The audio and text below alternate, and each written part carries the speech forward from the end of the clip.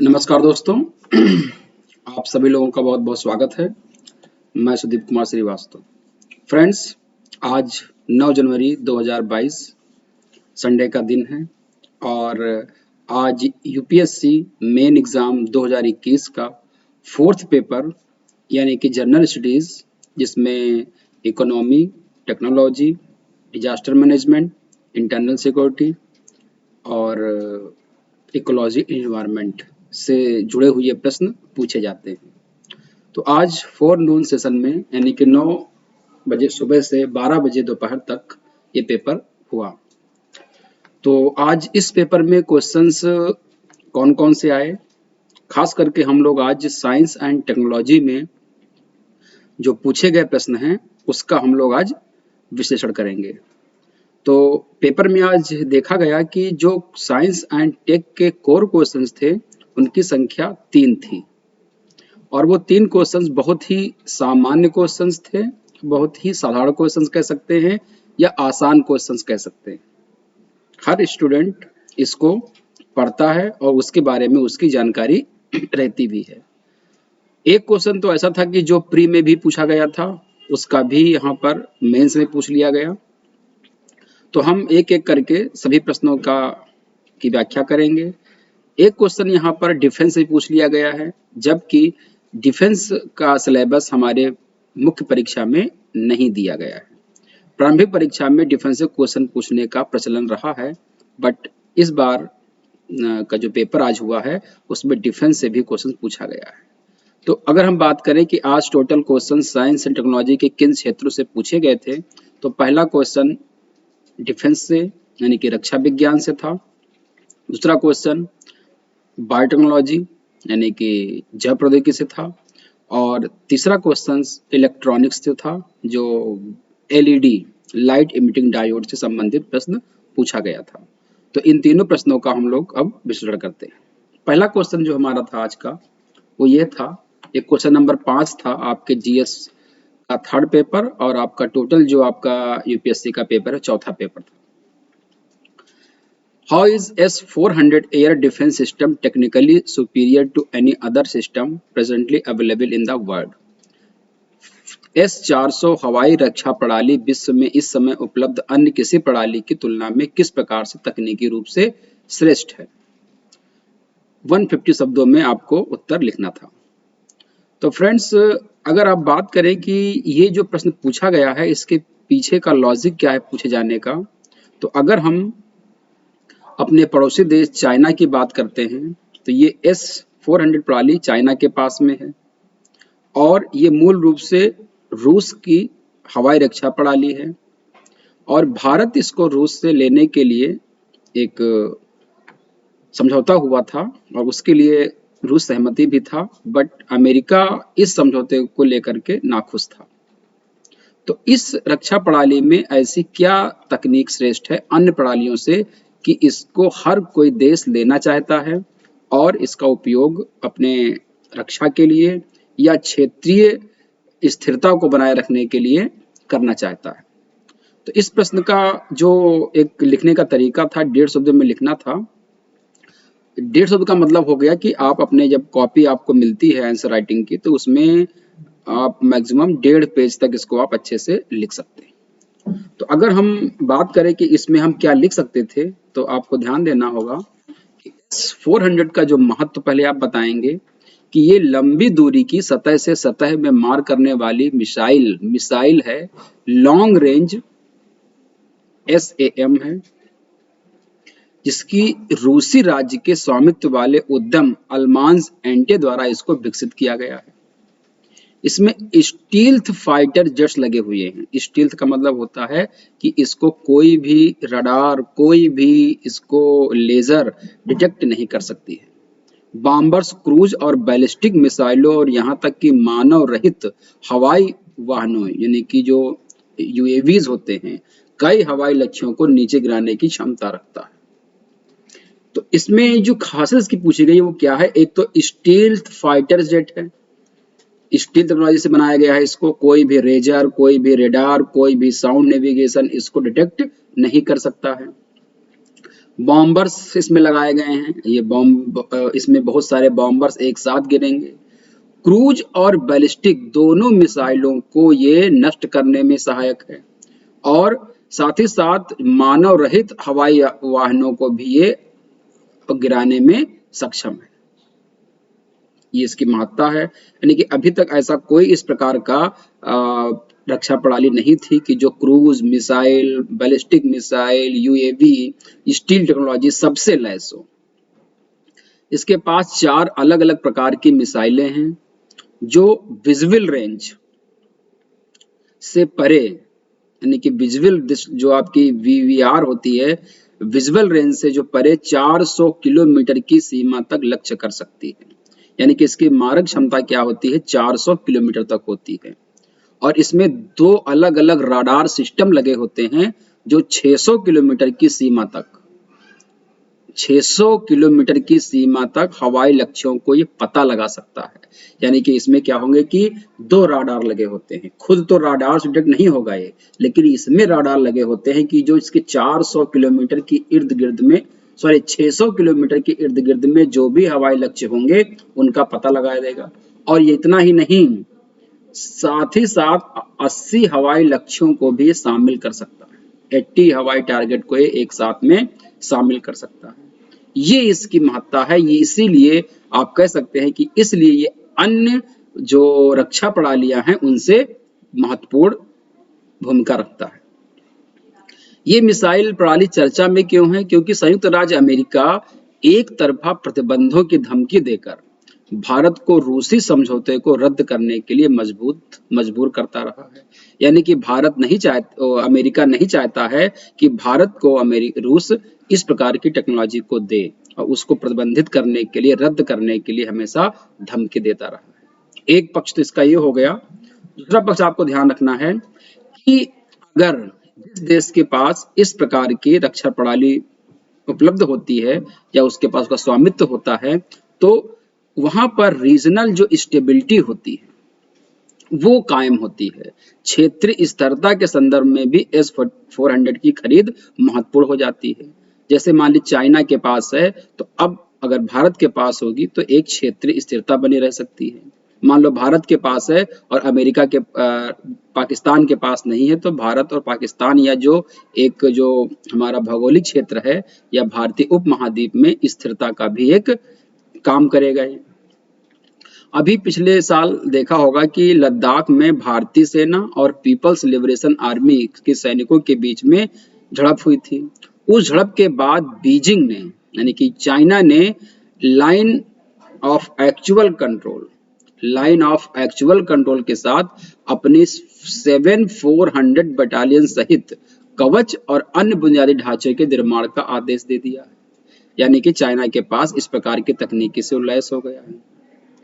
और इस प्रकार के अगर संघर्ष होते हैं तो आईएफ यानी कि इंडियन एयरफोर्स की संपत्ति को खतरा होता है और हमारा जो सामरिक जो स्ट्रेटजी जो होती है वो भी बेमेल हो जाती है। इस प्रकार का जो ये S-400 की खरीद है, चीन इस तरह की मिसाइल का पहला विदेशी खरीदार था। तब से लेकर के अब तक सऊदी अरब, तुर्की, बेलारूस और भारत जैसे देशों ने सभी ने इसके लिए अधिग्रहण किया है, यानी कि उसके लिए अपना एक एग्रीमेंट किया हुआ है या प्रणाली में रुचि रखी है। तो ये वजह है कि S-400 को लेकर के इस बार आपको क्वेश्चन पूछा गया था और आप उसको सटीक आंसर देते तो आपको अच्छे नंबर मिल जाते। हाइलाइट्स पॉइंट है जो आप डाल सकते थे इसमें, जैसे रूस ने 2011 में शेड्यूल पर तैनाती के लिए इसकी डिलीवरी शुरू की। भारत ने 2008 में इस सिस्टम को $5 में खरीदा था। रूस के साथ रक्षा समझौते में शामिल देशों पर संयुक्त राज्य अमेरिका के प्रतिबंधों की धमकी के बीच भारत और रूस के बीच ये समझौता विवादास्पद हो गया था। भारत ने 2018 में S-400 सिस्टम की 5 इकाइयां खरीदी थी, जिसके लिए उसने 2019 में $80 करोड़ के भुगतान की पहली किस्त भी दे दी थी। तो ये भारत और रूस और पाकिस्तान और चाइना, ये चारों को अगर हम देखें तो कहीं ना कहीं 400 को लेकर के सभी उत्साहित हैं और कोई भी नहीं चाहेगा कि किसी के पास इस तरह के हथियार हो, क्योंकि रूस इसका निर्माण करता है तो वो चाहेगा कि उसको ज़्यादा बिके। अमेरिका चाहेगा कि वो अपनी पावर को स्थापित करने के लिए, बैलेंस करने के लिए और किसी को पावरफुल बनने देना नहीं चाहता है। इसलिए चाहता है कि और किसी के पास ऐसे हथियार न हो तो वो देश हमारी शरण में रहेगा और हमेशा हमसे रक्षा मांगेगा। उससे उसकी एक उपलब्धि बनी रहेगी। लेकिन भारत भी धीरे धीरे अपने आप को विश्व पटल पर एक्सप्रेस कर रहा है, प्रदर्शित कर रहा है और रक्षा में काफी बेहतरीन काम भी कर रहा है। तो इस तरह की चीजें अगर आप लिखते तो आपको बेहतरीन आंसर मिलने का, बेहतरीन मार्क्स आपको इसमें मिल सकते थे। तो एक तो क्वेश्चन ये था जिस पर हम लोग चर्चा की। दूसरा क्वेश्चन हमारा आया हुआ था ये, what are the research and developmental achievements in applied biotechnology? How will these achievements help to uplift the poorer sections of the society? ये 2.5 शब्दों में लिखना था आपको। अनुप्रयुक्त जैव प्रौद्योगिकी में शोध तथा विकास संबंधी उपलब्धियां क्या हैं? ये उपलब्धियां समाज के निर्धन वर्गों के उत्थान में किस प्रकार सहायक होंगी? तो देखिए इसमें 2 पार्ट हैं। पहला पार्ट ये है कि जो अप्लाइड बायोटेक्नोलॉजी है उसमें जो रिसर्च होते हैं और डेवलपमेंट संबंधित उपलब्धियां क्या हासिल की गई। तो भारत सरकार का जो डिपार्टमेंट ऑफ बायोटेक्नोलॉजी है या department of science and technology है, उसमें हर साल जो भी उपलब्धियां हासिल होती हैं वो वहां पर लिखी जाती हैं। तो यहाँ पर इसने जनरलाइज कर दिया है, किसी पर्टिकुलर भारत की बात तो यहाँ पर नहीं कर रहा है, लेकिन चूंकि हमको बहुत सीमित लिखना होता है और 2.5 शब्दों में हमको सब कुछ लिखना है, तो हमको भारत को केंद्रित करके ही चीजों को लिखने का प्रयास करना चाहिए। भारतीय समाज में जो निर्धन वर्ग है उनके उत्थान को सोच करके हमको यहाँ पर लिखना है। तो इसके लिए हमको सबसे अच्छा जो इसका मटेरियल हमको मिलता है वो प्रेस इंफॉर्मेशन ब्यूरो जो है, PIBs, वहां पर इस तरह की रिपोर्ट्स जारी की जाती हैं और अगर उनको आप अच्छे से पढ़ते हो तो वहां से आपको इसका आंसर सटीक मिलेगा। जैसे मैंने भी पढ़ाते समय आपको कई बार बताया था, आज मैं फिर आपको बता रहा हूं कि इस पे कैसे आप आंसर लिख सकते हैं। तो प्रेस इंफॉर्मेशन ब्यूरो की एक रिपोर्ट थी, जैव प्रौद्योगिकी विभाग, department of biotechnology, MOS and T।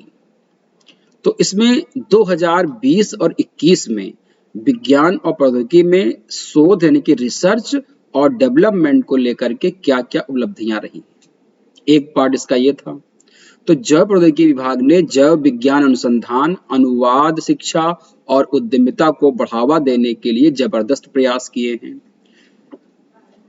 विभाग ने कृषि में खाद्य और पोषण सुरक्षा के क्षेत्रों में बढ़ती हुई दक्षता के लिए, उत्पादकता और लागत प्रभावशीलता के लिए, जैसे बायोटेक उत्पाद प्रक्रियाओं और प्रौद्योगिकियों के निर्माण पर जोर दिया है।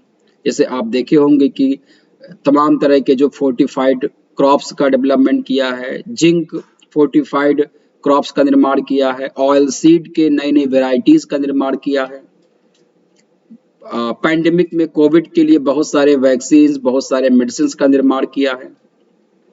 सस्ती स्वास्थ्य देखभाल और कल्याण की तरफ काम किया है।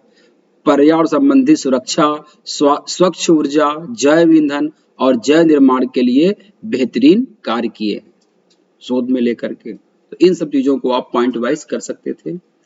राज्य सरकारों के साथ निकट समन्वय में कौशल विकास कार्यक्रम, स्किल डेवलपमेंट प्रोग्राम विकसित किए गए हैं। इससे लोगों की आय बढ़ेगी, लोगों को रोजगार मिलेंगे, लोगों की जो निर्धनता होगी वो क्या होगी, और कम होगी। विभाग ने अपने विभिन्न कार्यक्रमों के माध्यम से प्रधानमंत्री द्वारा शुरू किए गए राष्ट्रीय मिशनों में योगदान दिया है। तो राष्ट्रीय मिशनों में से स्वच्छ भारत, स्वस्थ Bharat, startup India, make in India और डिजिटल इंडिया। तो digital India, make in India जैसे कार्यक्रमों से गरीबों के, किसानों के खातों में डायरेक्ट पैसा जाना शुरू हुआ है। तो ये एक तकनीकी उपलब्धि हुई है जिससे कि निर्धनों को सीधे जो है वो लाभ मिला है। जी आप लिख सकते थे। स्टार्टअप इंडिया ने बहुत सारे स्टार्टअप शुरू किए इंडिया में, छोटे छोटे लोग, उनको फाइनेंस दिया गया है, उनको जो अपने व्यवसाय को बढ़ाने की सरकार ने वित्त पोषित किया है, डिजिटली किया है। तो स्वच्छ भारत का काम किया है, स्वस्थ भारत के लिए। बहुत सारे प्रयास भारत ने किए हैं टेक्नोलॉजी के रूप में। डिपार्टमेंट ऑफ टेक्नोलॉजी ने टीके का निर्माण किया है, चिकित्सीय मेडिकल के लिए डायग्नोसिस बहुत सारे जो कोविड के हुए हैं, जीनोमिक्स पे काफी काम किया है, बायो रिपोजिटरी और आत्मनिर्भरता के उपलब्धि के लिए राष्ट्रीय मंच का समर्थन करके कोविड महामारी के शमन की चुनौती को भी बढ़ाने का काम इसमें किया गया है।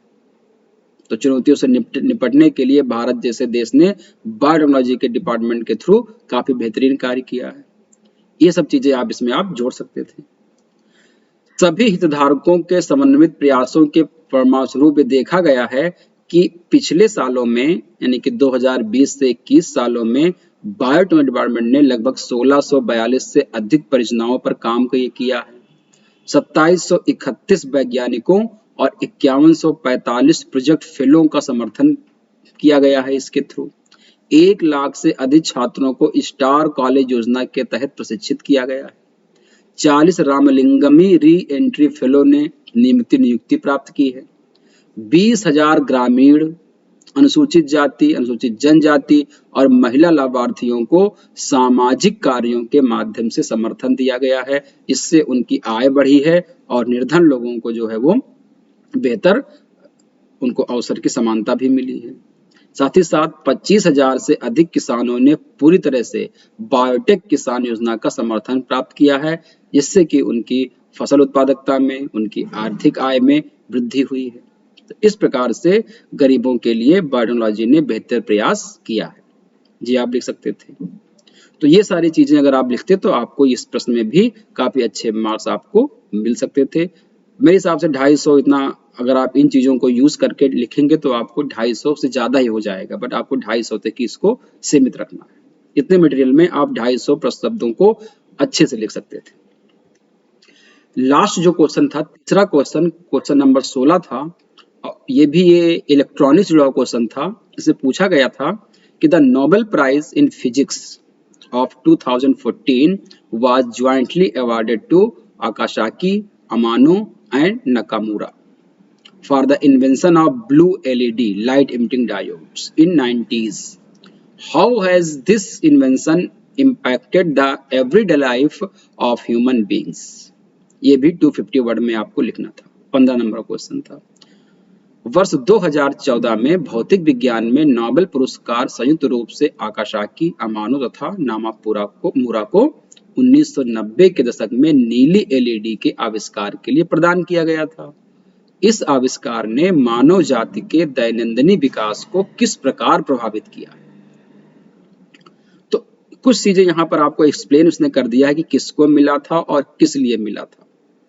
क्वेश्चन का जो मेन प्रश्न है वो ये है कि जो एलईडी है, लाइट इमिटिंग डायोड है, वो मानव के दैनिक जीवन को किस प्रकार से प्रभावित करता है।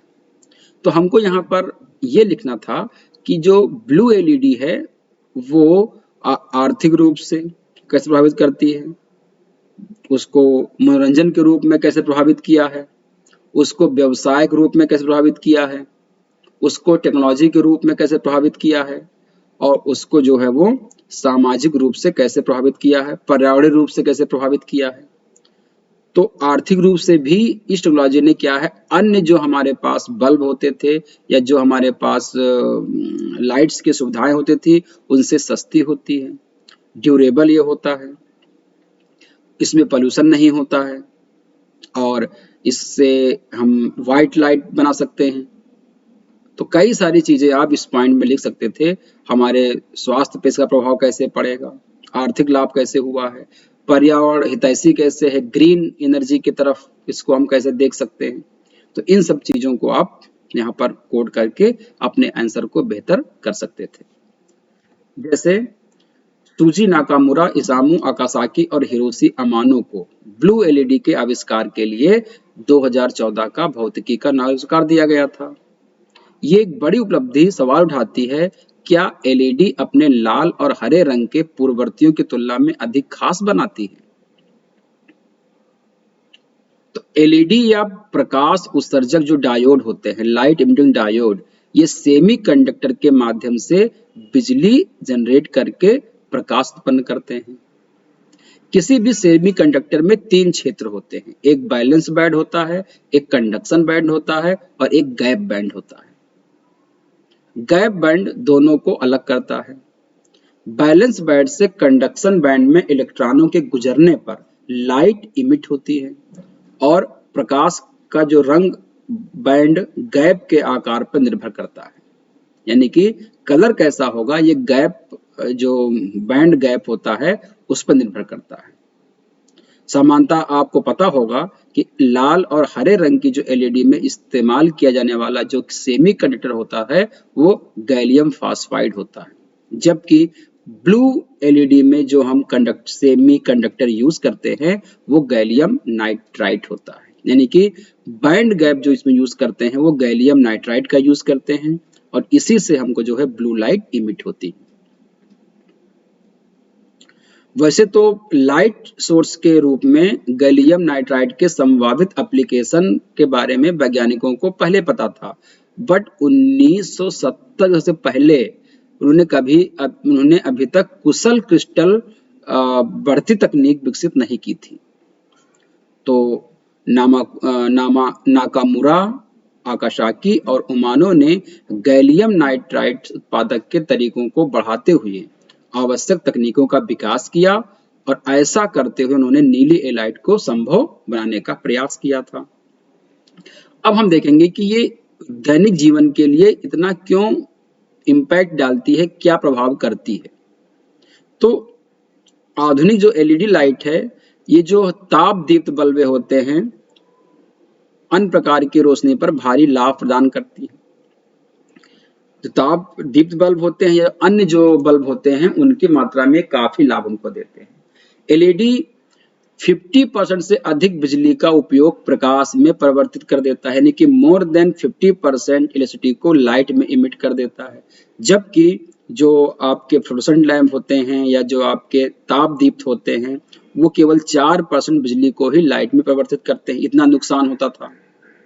तो ऊर्जा उपयोग के मामले में ये बहुत उपयोगी है। इस महान दक्षता का मतलब ये भी है कि ये बहुत कम गर्मी पैदा करते हैं, ये हीट कम पैदा करेंगे, एक ये उसका उपयोग हो गया। साथ ही साथ जो ताप दीप्त बल्ब होते थे वो लगभग 1200 और फ्लोरोसेंट बल्बों के लिए 10,000 घंटे की तुलना में ताप दीप बल्बों के लगभग 1200 और फ्लोरोसेंट के लगभग 1000 घंटे की तुलना में ये 10,000 घंटे तक जल सकता है। और ताप दीप्त बल्ब और कई फ्लोरोसेंट बल्ब झिलमिलाहट करते हैं, जबकि जो आपका ब्लू एलईडी है ये झिलमिलाता नहीं है। और अगर कोई चीज टिमटिमा रही है या उसमें तो उससे क्या हो जाता है, एकाग्रता भंग होती है और उससे दिमाग में भी कई तरह की तरंगें चलने लगती हैं, उससे ब्रेन में प्रॉब्लम आ सकती है। ये लाइट झिलमिलाती बिल्कुल नहीं है, ये किसकी खासियत थी। और एलईडी की जो हालिया जो पीढ़ी हैं वो फ्लेक्सिबल लाइट विकल्पों और गर्मी की अनुमति देती हैं जो सर्केडियन रिदम विनिमय में सहायक कर देते हैं, यानी कि जो हमारे ब्रेन में सर्केडियन रिदम चलता है, बायोलॉजिकल क्लॉक चलता है, उससे भी हमको क्या करती है, ये छुटकारा देने का काम करती है, मतलब उसको और बेहतर बनाने का काम करती है। इस पॉइंट को आप कोट सकते थे। एक इसकी खासियत और है कि एलईडी जो होती है ये इंसेक्ट को आकर्षित कम करती है। बाकी आप देखे होंगे कि जो बल्ब लगे होते थे, फ्लोरोसेंट लैंप लगे होते थे या जो ताप दीप्त बल्ब लगे होते थे उनमें ज्यादा इनके पास ज्यादा कीड़े आते थे, इनके पास ये कीड़ों को आकर्षित कम करते हैं। साथ ही साथ इनमें पारा जैसे फ्लोरोसेंट बल्ब नहीं होते हैं तो ये प्रकार से पॉल्यूशन भी कॉज नहीं करता है, ये आप नोट कर सकते थे। ये धुंधले होते हैं जबकि फ्लोरोसेंट बल्ब धुंधले नहीं होते थे। और सबसे जो इम्पोर्टेंट है कि कंप्यूटर हो, फोन हो, टैबलेट हो, जैसे पोर्टेबल जो इलेक्ट्रॉनिक्स में एलईडी बहुत उपयोगी है। एलईडी जो होती है एचडी और 4K टीवी की जो वर्तमान जो वैरायटीज आई हैं उसके तुलना में काफी बेहतर है, जो एलसीडी या प्लाज्मा एचडी टीवी की तुलना में बेहतर है। ये वाइड डिस्प्ले प्रदान करती है और अधिक ऊर्जा कुशल भी होती, ये भी इसकी खासियत है। एलईडी जो होती है प्रकाश 1950 दशक में से आसपास में काम कर रही है, जबकि एलईडी तकनीक इंफ्रारेड के हरे रंग के रंगों का उत्पादन कर सकती है। एलईडी से स्पेक्ट्रम के नीचे सिरों को उत्पन्न करने की क्षमता प्रोफेसर नाकामुरा और जो दो अन्य वैज्ञानिक नाम बताए थे उन्होंने इसकी खोज की थी। नीली लाइट जो होती है कि खोज से पहले एलईडी लाइटें मंद होती थी, अक्षम होती थी और रंगीन होती थी, जिनका उपयोग घड़ी में, माइक्रोवेव में या केबल बॉक्स पर जो लाल या हरे रंग की एलईडी रोशनी होती थी वो अलग अलग कलर की होती थी, ब्लू कलर की नहीं होती थी। तो वो मंद हुआ करती थी, असक्षम होती थी और कई कलर में वो आती थी। नीली रोशनी के बिना एलईडी कुशलता से सफेद रोशनी का उत्पादन नहीं कर सकता है, यानी कि बिना ब्लू लाइट के एलईडी की जो कुशलता होती है, सफेद जो लाइट होती है यानी कि व्हाइट लाइट होती है, उसका उत्पादन नहीं हो सकता है। ब्लू लाइट से व्हाइट लाइट बनाना आसान है। ये किसकी दक्षता है? इंजीनियर बल्ब में एक फ्लोरोसेंट रसायन को उत्तेजित करने के लिए नीली लाइट का ही उपयोग करते हैं और ये नीली रोशनी को सफेद रोशनी या लंबी तरंगदैर्ध्य के अन्य रंगों में परिवर्तित करने में भी सक्षम होती है। ये आपको ध्यान में रखना था।